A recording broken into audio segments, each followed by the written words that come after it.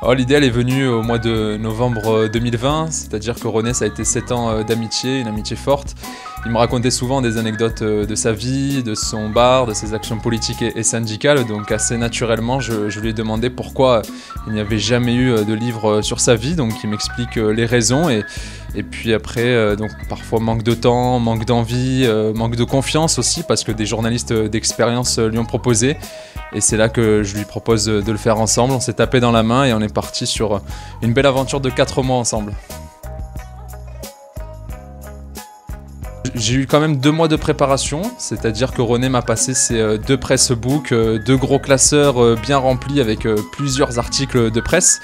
Donc j'ai pris le soin de les lire et de les relire. Et puis ensuite on est parti, donc il y avait des notes sur mon ordinateur au cas où il ne se souvenait pas de certaines histoires. Mais honnêtement, il avait carte blanche, il partait tout seul pendant 4 heures sur toutes les thématiques possibles.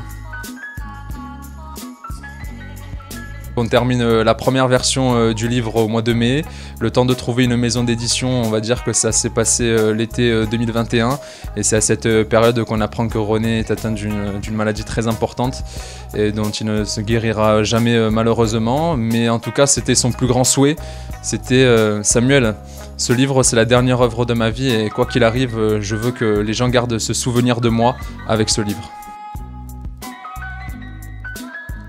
Les derniers mots avant sa disparition sont sur la dernière page.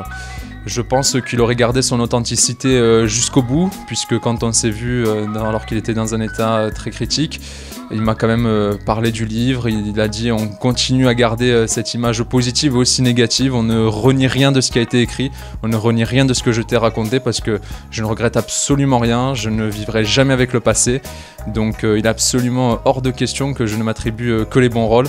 Ça a été ses mots jusqu'au bout. Un certain engouement aussi sur les réseaux sociaux de voir que sa mémoire est toujours intacte, que les gens ne l'ont absolument pas oublié. Ça c'est une grande fierté et satisfaction pour moi et la famille également. Et puis j'aime quand on me dit qu'on lit ce livre avec la voix de René puisque j'ai très vite exclu l'idée d'un livre entretien façon question-réponse. Il fallait absolument que ce soit un moment de privilège entre le lecteur et René pour tous ceux qui ont eu la chance de le côtoyer comme ici au Phocéen ou bien qui l'ont connu à travers ses interventions médiatiques.